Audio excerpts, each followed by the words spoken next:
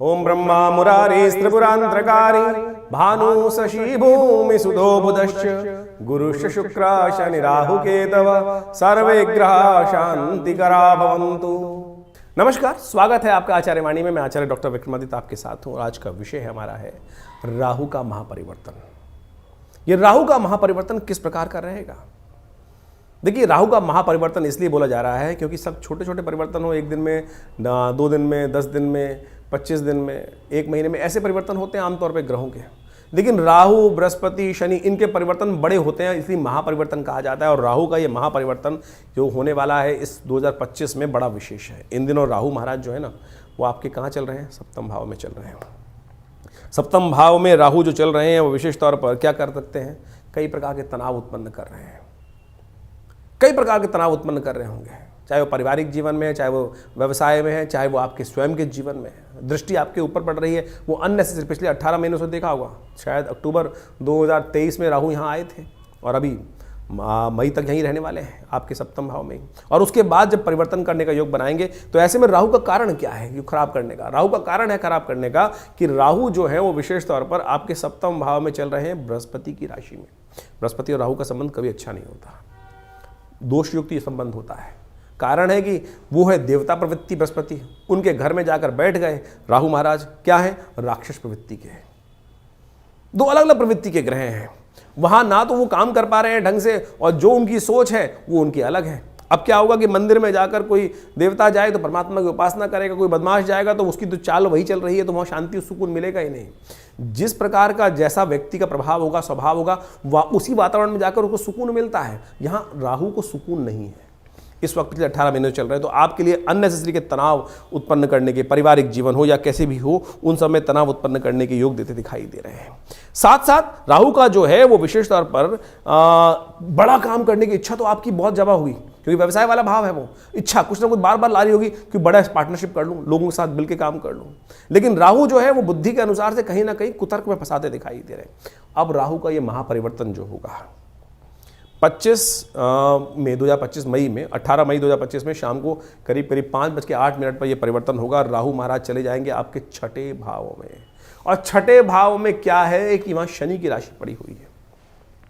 जो शनि की राशि है वो विशेष तौर पर क्या है, वहाँ ज्योतिष को जब पढ़ा जाता है तो कहा जाता है कि शनि और राहु एक ही स्वभाव के हैं।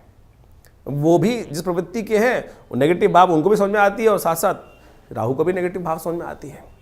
तो एक बात समझें कि एक व्यक्ति के जिस घर में जाएगा तो उसी के अनुसार से प्रभाव होगा। वहाँ उसको सब अपने अनुकूल चीज़ें मानी तो वो क्या होता है, खुलकर काम करता है। 6ठा भाव शत्रुओं का भाव है, 6ठा भाव रोग का भाव है।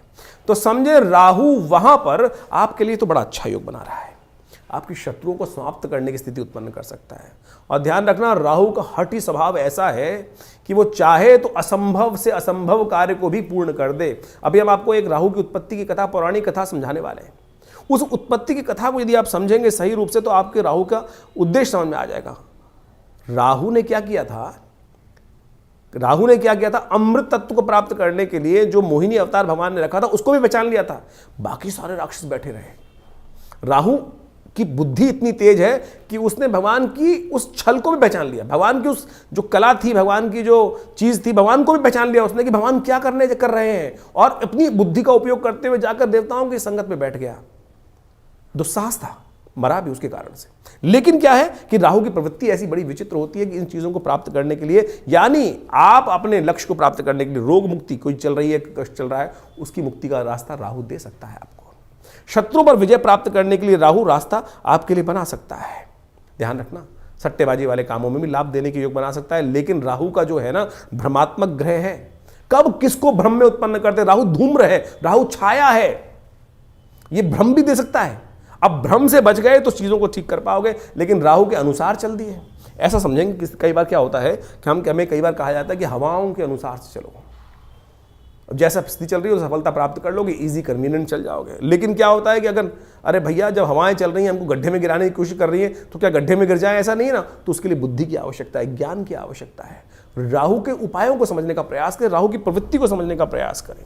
ये छठे भाव में राहु जो है, जो आएगा जब आपके लिए 18 महीने के लिए, दिसंबर 2026 तक ये रहेगा, ये आपको पराक्रम देगा, बल देगा, और साथ साथ आपको बड़ी से रास्ता निकालने की योग बना सकता है युक्तियुक्त तरीके से। लेकिन स्वास्थ्य का ध्यान रखना पड़ेगा, नेत्र संबंधित रोग, क्योंकि राहु की दृष्टि जो है वो विशेष तौर पर पड़ रही है दोनों नेत्रों पे, सप्तम दृष्टि, और अगर ज्योतिष के दृष्टिकोण से कई सारे स्कूल्स ऑफ थॉट्स हैं, और वहाँ एक थॉट ये भी है कि राहु की जो विशेष तौर पर दृष्टि है पंचम और नवम पे भी होती है, कई स्कूल्स का मानना ये भी है। तो ये यानी राहु की दृष्टि क्या पड़ रही है, आपके 12वें भाव पे पड़ रही है, और साथ साथ उसकी दृष्टि आपके द्वितीय भाव पे पड़ रही है। तो दोनों नेत्र संबंधित रोग देने के योग दे सकता है, तो उससे बचने का आपको प्रयास करना चाहिए। ऐसे में राहु जो है उसका वास्तविक तौर पर कथा समझें। पहले हमने राहु का जो प्रभाव बताया, बहुत सारे लोग भ्रमित हो सकते हैं कि राहु का प्रभाव ऐसा नहीं है वैसा नहीं है। अरे समझो राहु का प्रभाव क्या है, वो पौराणिक कथाओं समझ में आएगा आपको।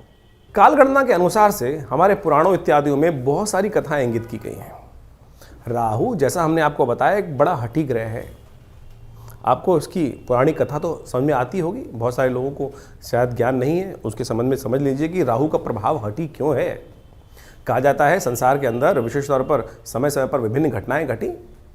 एक बार संसार में समस्त कहा जाता है कि देवताओं और दैत्यों ने मिलकर सोचा कि अब संसार में बहुत सारी निधि की समाप्ति हो गई है, बहुत सारे चीज़ें कम हो गई हैं, निधि समाप्त हो गई थी संसार से। महालक्ष्मी जो है वो सागर में विराजमान हो गई थी, और पूरे संसार से ऐश्वर्य, समृद्धि इत्यादि धीरे धीरे क्षय हो गई थी।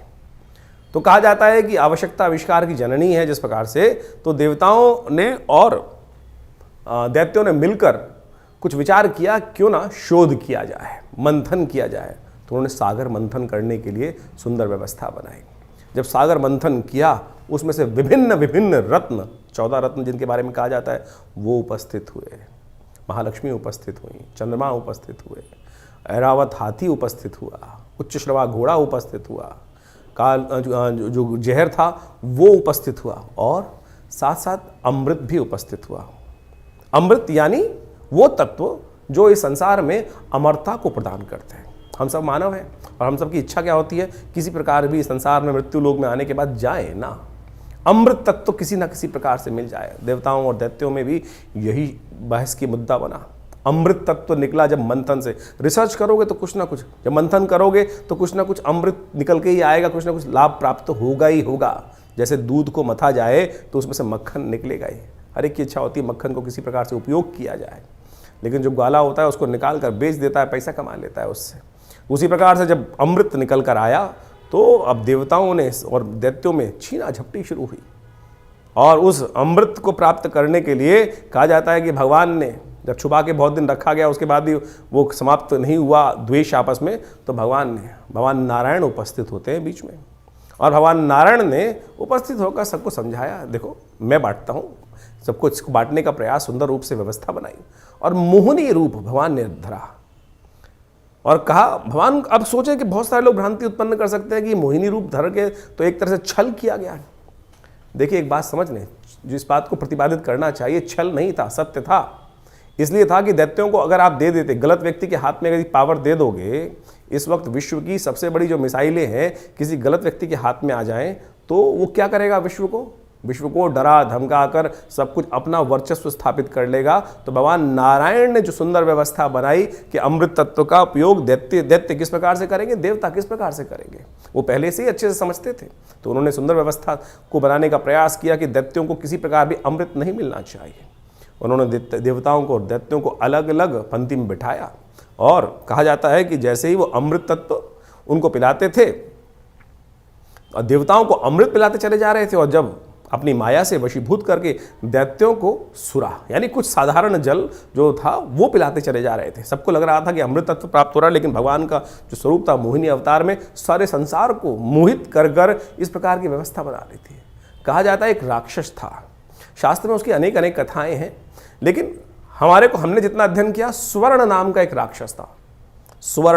राक्षस था। उसने इस छल को देख लिया, पहचान गया भगवान को कि भगवान क्या कर रहे हैं कि देवताओं को अमृत पिला रहे हैं, और जो दानव हैं, दैत्य हैं, उनको अमृत की जगह कुछ और पिलाया जा रहा है, और समझ में किसी को आ नहीं रहा है।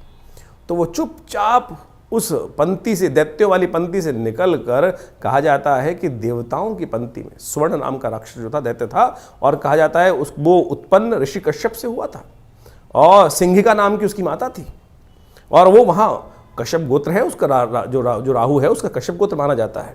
कहा जाता है कि वो वहाँ जाके देवताओं की पंक्ति में बैठ गया, और जैसे ही वो बैठा जाकर और भगवान पिलाते पिलाते उसकी बारी आ रही थी, ये छल जो था, ये सांप जो किया इसने, जो स्वर्ण नाम के राक्षस ने देवताओं की पंक्ति में आके बैठने का, ये पहचान लिया किसने?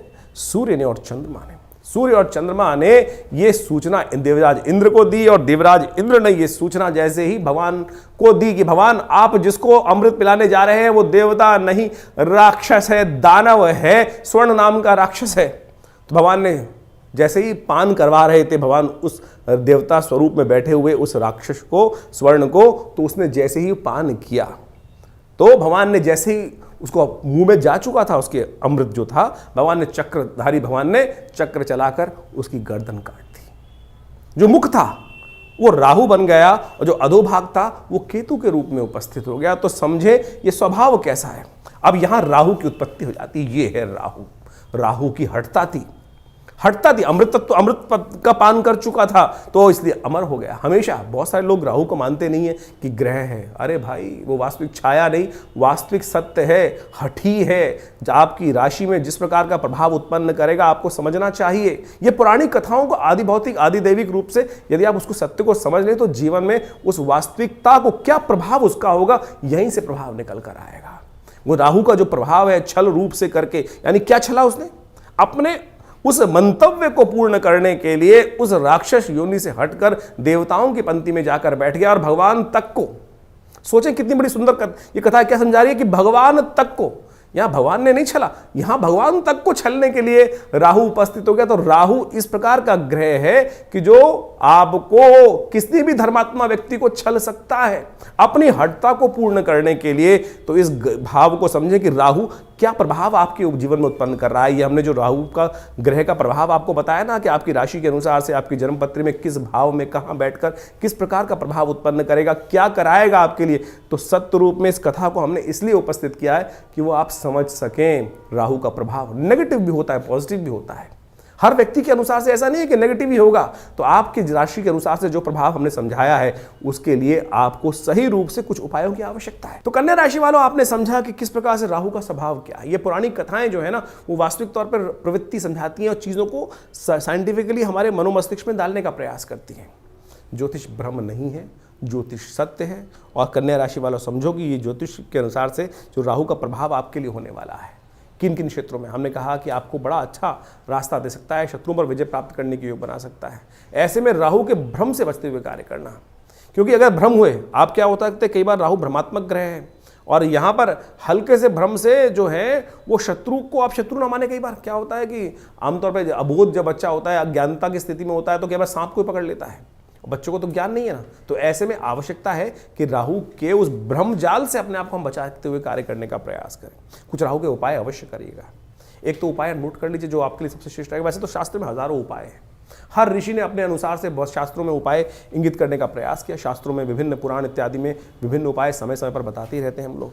आपकी राशि के दृष्टिकोण से सबसे श्रेष्ठ उपाय जो हम आपको बताएं तो वो समझ लीजिए, घर के नैऋत्य कोण में कहीं पीपल का पेड़ लगाने का प्रयास करें। इस राहु के पूरे 1.5 साल के प्रभाव में कोशिश कीजिएगा कभी कभी उसमें शनिवार शाम के समय सूर्यास्त होने के बाद जल भी डाल दिया करें तो बहुत अच्छा है। जब जब जब आपको याद आ जाए कभी वहां पर जाके एक दिया प्रज्वलित कर दीजिए। राहु के समय शाम के समय कुत्ते को रोटी डाल दिया कीजिए, मीठा कुछ डाल दीजिए, डाल देंगे तो बहुत अच्छा रहेगा। दूध और रोटी डालना ये आपकी राशि के दृष्टिकोण से बड़ा अच्छा रहेगा। लेकिन ध्यान ये रखना है आपको विशेष तौर पर कि एक काम और कर सकते हैं, खोटे सिक्के मिल जाएंगे आपको, अपनी गाड़ी में कुछ रख लीजिए। जब भी किसी नदी या पानी वाली जगह से आप निकल रहे हैं तो कभी कभार उस खोटे सिक्के को ओम भ्रांग भ्रींग भ्रौंग से राहवे नमः मंत्र जप करते हुए उस पानी में डाल दिया। देखिए इससे क्या होगा, राहु का नेगेटिव प्रभाव भ्रम वाली स्थिति को ठीक करने में आपके लिए अद्भुत रूप से सहायता प्रदान होगी। ओम भ्रांग भ्रींग भ्रौंग से राहवे नमः तो ये राहु का मंत्र है ही, इसको जप करके लगा सकते हैं। और उसका कम से कम जो जप संख्या है राहु के मंत्र की वो 18,000 कही जाती है। इसको करना चाहिए। राहु का सिद्ध यंत्र भी स्थापित करना आपके लिए बड़ा अच्छा हो सकता है। भोजपत्र में बना हुआ राहु का सिद्ध यंत्र आप स्थापित करेंगे तो आपके लिए कल्याणकारी। इसके अलावा भी बहुत सारे उपाय हैं, उन सबको आप समझ लें तो बहुत अच्छे रहेंगे आप। राहु ग्रह को ठीक करने के लिए शास्त्र में अनेक अनेक उपाय बताए गए हैं। राहु ब्रह्मकारक ग्रह है, राहु वास्तव में मिथ्यात्मक ग्रह है, राहु बड़ा महत्वाकांक्षी है और इन सब का प्रभाव राहु पर जब पड़ता है तो उसके लिए ठीक करने के लिए देखिए सकल पदार्थ हैं जगमाही कर्महीन पुरुष पावत नाही, ये तुलसी बाबा ने बहुत सोच समझ के एक बात लाइन लिखी है।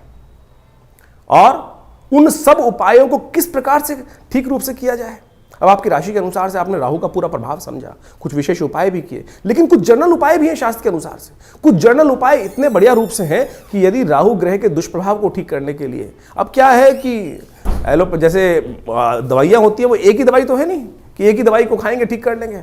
अब हर भ्रांति के व्यक्ति को ठीक करने के लिए 5 उंगलियां बराबर नहीं है, अरबों लोग हैं और अरबों लोगों के हिसाब से अनेक अनेक उपाय। किसकी भ्रांति, किसी की दीक्षा, किसी का मंत्र में इच्छा ना हो तो राहु का उपाय कैसे करेगा, किसी की किसी और चीज में इच्छा ना हो तो वो कैसे राहु का उपाय ठीक करेगा। तो हम अनेक उपाय आपके समक्ष उपस्थित कर रहे हैं। देखिए वैसे तो सबसे श्रेष्ठ जो है वो जो उपाय है राहु के, वो तो मंत्र, दान और साथ में औषधि विज्ञान के अनुसार से जो उपाय बनते हैं वही बनाने चाहिए। 3 तरह के उपाय शास्त्र में सुंदर रूप से प्रमाणित जो बताए गए हैं, 3 कैटेगरी के उपाय, वो है सबसे पहला मंत्र, फिर दान और उसके बाद औषधि। प्रकृति से जो औषधि उत्पन्न होती हैं वो सब राहु के नेगेटिव प्रभाव को ठीक करने के लिए बहुत अद्भुत कार्य करती हैं। उन सबको सही समय पर सही रूप से कर लिया जाए तो बहुत अच्छे से लाभ मिलता है। सबसे पहले तो ये समझने का प्रयास करना चाहिए कि राहु हमारी कुंडली में नेगेटिव प्रभाव कर रहा है या हमारी कुंडली में पॉजिटिव प्रभाव कर रहा है। एक बात सीधी तरह से हम आपको सिद्धांतिक तौर पर समझा देते हैं। राहु का संबंध बिल्लियों के साथ होता है। देखिए यदि आपकी कुंडली में राहु नेगेटिव चल रहा है तो देखिएगा आपके घर के आसपास या तो बिल्लियां रो रही होंगी, बिल्लियां लड़ रही होंगी, रात्रि में बिल्ली के रोने की आवाज़ आती है, बिल्ली के लड़ने की आवाज़ आती है, तो समझ लेना चाहिए आपका राहु का प्रभाव कहीं ना कहीं नेगेटिव चल रहा है।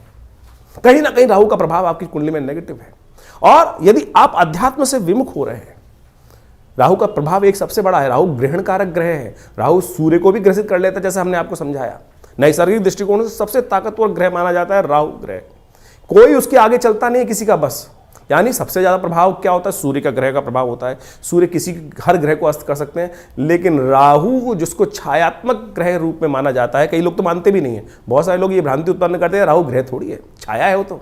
अरे भैया राहु का प्रभाव नैसर्गिक दृष्टिकोण से यदि आप पढ़ोगे, ज्योतिष की गणनाएं सीखोगे, तो सबसे ज्यादा नैसर्गिक दृष्टिकोण से बलशाली ग्रह जो है वो राहु ही माना जाता है। और कहा जाता है, जिस प्रकार समझें कि राहु सूर्य को भी ग्रसित कर लेता है।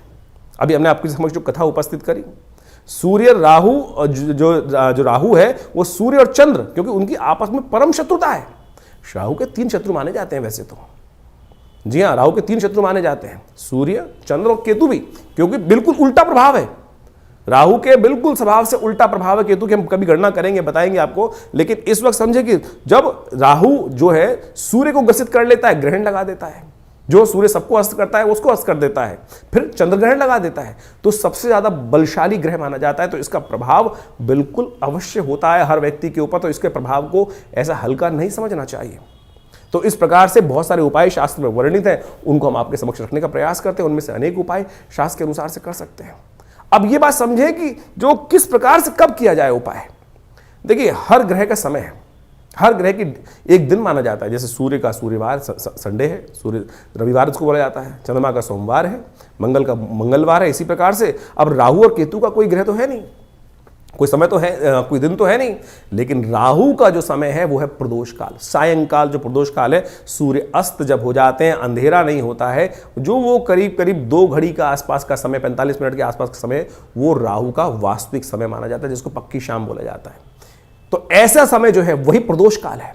इसलिए संबंध किससे निकला, शिव के साथ संबंध निकला। प्रदोष काल जो है सबसे श्रेष्ठ माना जाता है शिव के लिए, समस्त दोषों से रहित काल माना जाता है। और ऐसे में शिव के की आराधना, समस्त प्रकार के दोष जो है ना, ग्रहों के प्रभाव जो है वो त्रिपुरारी हर सकते हैं। तुलसी बाबा ने कहा है ना कि जो त्रिपुरारी हैं वही हमारे जो जीवन को शुभ कर सकते हैं, समस्त दोषों को हर सकते हैं। त्रिपुरारी भगवान शंकर जो हैं वही समस्त दोषों को हर सकते हैं। तो भगवान शंकर की समस्त प्रकार की आराधनाएं जो हैं वो राहु के नेगेटिव प्रभाव को दूर करती हैं। तो शाम के समय भगवान शिव का सुंदर रूप से अभिषेक करना, दूध से करना, जल से करना, घी से करना, शहद से करना, ओम नमः शिवाय का जप करना, बिल्वपत्र अर्पित करना, रुद्राभिषेक करना।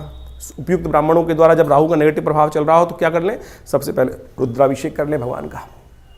ये बड़े सुंदर रूप से कार्य कर सकता है। और साथ साथ क्या करें, ओम ओम भ्रांग भ्रींग भ्रौंग, जैसा हमने आपको बताया अभी कुछ देर पहले, ओम भ्रांग भ्रींग भ्रौंग से राहवे नमः, ये राहु का बहुत अच्छा मंत्र है, इसका जप कर लिया कीजिए। एक और राहु का उपाय प्रभाव बताए, राहु का मंत्र जप जो करें रुद्राक्ष की माला से कर सकते हैं, वो कोई दिक्कत नहीं है, लेकिन बड़े शुद्ध रूप से करें। बड़ा सीधा साधा मंत्र है, ओम भ्रांग भ्रींग भ्रौंग से राहवे नमः। एक काम और कर सकते हैं, जो पूजा वाले नारियल होते हैं ना, जब राहु का नेगेटिव प्रभाव किसी प्रकार भी ठीक ना हो रहा हो तो एक काले कपड़े में शनिवार के दिन रात्रि के समय शाम को जब सोए तो अपने सिराने 4 पूजा वाले नारियल काले कपड़े में लपेट के रख लें और सुबह किसी चलते पानी में उसको प्रवाहित कर दिया करें। ये राहु का बहुत अच्छा नेगेटिव प्रभाव को दूर करने के लिए अद्भुत उपाय है। और साथ साथ एक उपाय और हम बताने का प्रयास करें, मां दुर्गा की सुंदर आराधना भी राहु के नेगेटिव प्रभाव को ठीक करती है। एक बात और समझ लें, किसी प्रकार का तामसिक आहार, किसी प्रकार का गलत भावों में जाना, ये राहु के नेगेटिव प्रभाव को और बढ़ा देगा। राहु किसका प्रतीक है, अभी हमने आपको कथा समझाई, राहु जिद का प्रतीक है। अभी आपके मनोभाव में यदि जिद आ रही है तो यानी वो समझ लीजिए राहु नेगेटिव प्रभाव उत्पन्न कर रहा है, इतना हठी कि जाकर भगवान के उस छल को पहचानने के बाद उस भी अपनी हटता पे अड़ा रहा। देखिए सामने किससे लड़ने जा रहा था, एक साधारण राक्षस भगवान नारायण से लड़ने के लिए उपस्थित हो गया और उनके विमुख जाकर यानी अपनी हटता, अपने मंतव्य को पूर्ण करने के लिए इतना हटी राहु ग्रह है कि जाकर वहां बैठ जाता है। उसको पता था मेरा क्षय होना निश्चित है, लेकिन फिर भी दाव खेल जाता है। तो ऐसा हटी राहु ग्रह है, उसको ठीक करने के लिए गोमेद रत्न बड़ा अच्छा है। 8 रत्ती का गोमेद आप धारण कर सकते हैं, लेकिन शुद्ध रूप से मिल जाए। तो आज की तारीख में तो रत्नों का ऐसा हिसाब किताब हो गया है कि वो लैब में बनाकर लोग बेच देते हैं, फिर वो कल्चर्ड है तो क्या उत्पन्न करेंगे। इसके साथ साथ आप राहु का जो प्रभाव है वो भी उसको ठीक करने के लिए कार्य कर सकते हैं। आप एक काम कर सकते हैं, कोयला लेकर यदि शाम के समय चलते पानी में उसको प्रवाहित कर दीजिए, कभी कभी ये उपाय कर लिया कीजिए। मूली का दान करना भी राहु के लिए बड़ा अच्छा उपाय माना जाता है। एक उपाय और बताया आपको हम, बड़ा सुंदर उपाय है। देखिए राहु जो प्रभाव है ना, वो भ्रम का प्रभाव है। भ्रम छाया कारक ग्रह है। राहु के उपाय को, राहु के नेगेटिव प्रभाव को ठीक करने के लिए काम कर सकते हैं आप नित्य प्रति। देखिए हमने जैसे कहा कि औषधि जो विज्ञान है वो बड़ा सुंदर है। अपने घर में गूगल की धूम्र उपस्थित किया करें। शाम के समय अवश्य काम करें कि एक कोयले का जो या लकड़ी का बना लीजिए कोयला, उसके अंदर हवन इत्यादि की सामग्री डालकर उस जो लकड़ी का कंडा है उसको रख लीजिए, या गोबर का जो विशेष तौर पर जो उपला बनाया जाता है उसमें आग लगाने के बाद उसके ऊपर थोड़ी सी गूगल अष्टगंध के अंदर आती है गूगल, एक पेड़ का गोंद होता है गूगल के पेड़ का, उसको डाल दिया जाए। ये बड़ा सुंदर प्रभाव है। राहु के नेगेटिव प्रभाव को धूम्र उपस्थित कर आप राहु के नेगेटिव प्रभाव को ठीक कर सकते हैं। राहु के विभिन्न कोण हैं। जो नैऋत्य कोण माना जाता है वो राहु का कोण माना जाता है। उस कोण को, घर को साफ रखने का प्रयास करें, गंदगी ना रखें उस कोण को। उस राहु जब नेगेटिव हो रहा होता है समझ लीजिए उस कोण में घर में नेगेटिव आनी शुरू हो जाती है। उस कोण में कम से कम जूते ना रखें, नैऋत्य कोण में जूते ना रखने का प्रयास करें, गंदा न रखने का प्रयास करें। और तो और समझे, राहु का नेगेटिव प्रभाव जब हो रहा हो, घर के दरवाजे जो है वो क्या होते हैं, आवाज करने लगते हैं, ची ची ची की आवाज आने लगती है, चिटकनी खराब होने लगती है, तो उनको ठीक रखने का प्रयास करें। ये सब वास्तविक दृष्टिकोण से भी बड़ा सुंदर उपाय है। इनको रखने का प्रयास ठीक करेंगे तो बहुत सुंदर रूप से लाभ प्राप्त होगा। जो आपके घर में राहु क्या है, एक नेगेटिव ग्रह है और धूम्रात्मक ग्रह है, कोशिश ये करें आपके घर में गंदगी नहीं होनी चाहिए।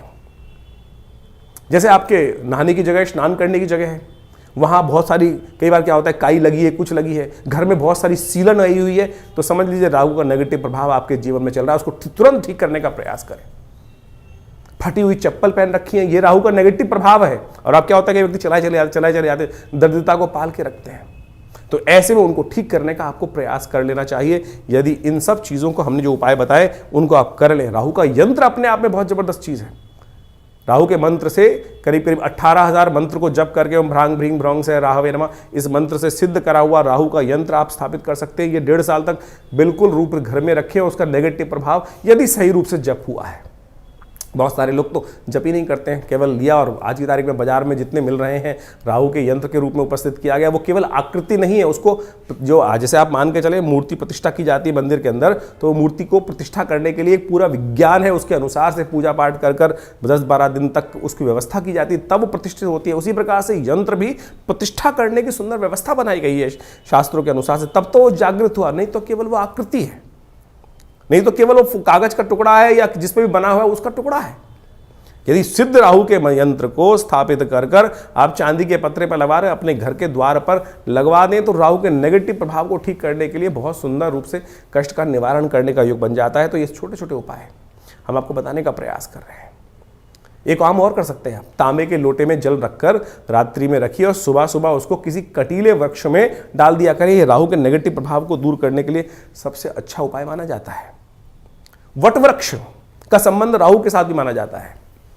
वृक्षारोपण, किसी देवस्थल पर जाकर आपके द्वारा कोई वट वृक्ष लगाएं और घर के नैऋत्य कोण की तरफ लगाने का प्रयास करें। घर के नैऋत्य कोण की तरफ यदि आप कोई ऐसा बड़ा विशाल वृक्ष लगाकर दूर, घर से दूर, पार्क इत्यादि में नैऋत्य कोण की तरफ चलते हुए लगाएं और उसको नित्य प्रति पोषित करें, तो ये राहु के नेगेटिव प्रभाव को ठीक करने के लिए बहुत अच्छा उपाय कर सकता है। सीधे साधे उपाय जो हमने आपके समक्ष उपस्थित किए हैं, ये करेंगे तो बहुत अच्छा रहेगा। सबसे बढ़िया श्रेष्ठ उपाय भगवान शिव की आराधना, तिलोदक, तिल के जल से तिल मिलाकर उसके द्वारा भगवान का सुंदर अभिषेक, भस्म के द्वारा भगवान का अभिषेक करना, ये समस्त चीज़ों से राहु का नेगेटिव प्रभाव, देखिए इतने उपाय हमने आपको बताए, इनको समझ लीजिए, करेंगे तो बहुत सुंदर रूप से आपके नेगेटिव प्रभाव को ठीक करने के लिए राहु अद्भुत रूप से आपकी सहायता ही करेंगे, लाभ ही देंगे। तो ये आपने राहु का जो प्रभाव है आपकी राशि के अनुसार से समझा, लेकिन जन्मपत्री तो है, पूरे बहुत सारे ग्रहों का योगा योग का प्रभाव है, वो उसको समझना चाहिए।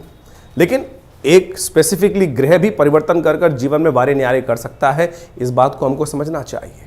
जन्मपत्री जो है बहुत ही वृहद वर्णन है ज्योतिष का, और उनमें अनेक योग आपकी जन्मपत्री में बने होते हैं, और जिनको विभिन्न शास्त्रों में पाराशर, जैमिन इत्यादि विभिन्न ऋषियों ने, विभिन्न संतों ने समय समय पर ज्योतिष के जो प्रकांड पंडित थे उन्होंने उपस्थित किया है। और उन सब ग्रहों की स्थिति को समझकर, यदि उन ग्रहों की स्थिति को समझें और उनका प्रभाव समझें और उसका प्रभाव हमारे पर किस प्रकार का होने वाला है, हम जिस वक्त जन्म लिए हैं, हमारे जन्मपत्री में जो ग्रहों का प्रभाव है वो किस प्रकार का है, यदि उसको सही समय पर समझ लिया जाए तो आने वाले समय को सही से समझकर जीवन के बहुत सारे कष्टों को दूर कर सकते हैं। कई बार क्या होता है कि जब भाग्य में बहुत कुछ कष्ट लिखा होता है तो हम सही जगह पहुंच नहीं पाते हैं। इसलिए भाग्य को, ज्योतिष विज्ञान जो है, ज्योतिष को विज्ञान कहा जाता है, ज्योतिष को शास्त्रों में जो विज्ञान की बात की गई है, देखिए सोचें कि आज नासा की जो गणनाएं हैं वही हमारे ज्योतिष शास्त्र की गणनाओं को बिल्कुल मैच करती हैं। चाहे वो ग्रहण का प्रभाव हो, चाहे वो ग्रहों की दूरी हो, चाहे वो ग्रहों की गति हो, चाहे वो ग्रहों का जिस प्रकार से अस्त होना, दिखाई देना, किस प्रकार का योगा योग बनना है, कब, आज नहीं 100 साल बाद का भी गणना ज्योतिष शास्त्र के अनुसार से बताई जा सकती है, और वो बिल्कुल एग्जैक्टली मॉडर्न एस्ट्रोनॉमी के पॉइंट ऑफ व्यू से बिल्कुल एग्जैक्ट बैठती हैं। तो आप इस बात को सत्य रूप में समझ लें कि ज्योतिष के प्रकांड पंडित जिन्होंने इस संपूर्ण ज्योतिष विज्ञान की संरचना अनादिकाल से करी, अनादिकाल से, कोई इसको गणना की जाए कि 100 साल, 500 साल पहले, 1000 साल पहले या 2000 साल पहले, नहीं, अनादिकाल से भारत के अंदर वेद विज्ञान के अनुसार से जो सृष्टि संवत लिखा गया वो करोड़ों में है, और उसके अनुसार समझ सकते हैं कि हमारी काल गणना बिल्कुल एग्जैक्ट कहाँ से रही। हम विकसित थे, विकसितता की तरफ चलते चले जा रहे हैं, और ज्योतिष की महत्ता इसी बात से प्रपूरित हो जाती है कि ज्योतिष की जो गणनाएं हैं वो बिल्कुल आज मॉडर्न साइंस के अनुसार से एग्जैक्ट बैठती हैं। तो इस बात को हमें ज्योतिष विज्ञान को समझना चाहिए और ग्रहों की गणना के अनुसार से चीज़ों को समझते हुए कार्य कर लेते हैं। बहुत सारे लोग विडंबनाएं मन में उत्पन्न कर सकते हैं कि सब बकवास है, कुछ नहीं है, क्या नहीं है। ऐसे तो मॉडर्न जो हेल्थ पॉइंट ऑफ व्यू से जो मॉडर्न विज्ञान है उसके अनुसार भी बहुत सारी चीज़ जंजाल बन जाती हैं। और लेकिन जब भाग्य होता है तो सही दिशा, सही डॉक्टर पे व्यक्ति पहुंच जाता है और उसके द्वारा बताए गए निदान को प्राप्त कर आरोग्यता प्राप्त कर लेता है। वही ज्योतिष विज्ञान है कि सही समय पर हमें सही समय की चाल समझ में आ जाए और उसका प्रभाव हमारे जीवन पे किस प्रकार का प्रभाव होने वाला है वो समझ में आ जाए, तो हम जीवन के वारे कष्टों को दूर कर सकते हैं, वारे न्यारे कर सकते हैं। तो तो इसलिए अपनी ज्वरम पत्री को समय समय पर दिखाते रहना चाहिए। ये जो हम लगातार संवाद आपके समक्ष अपने चैनल के माध्यम से उपस्थित करते रहते हैं, बताते रहते हैं ग्रह गणनाओं के बारे में। अब देखिए यहाँ पर तो राशि के अनुसार ही बताना पड़ेगा, यहाँ तो ग्रहों की चाल के अनुसार ही बताना पड़ेगा। क्यों? क्योंकि अरबों लोग हैं संसार के अंदर, हर एक का भाग्य अलग है।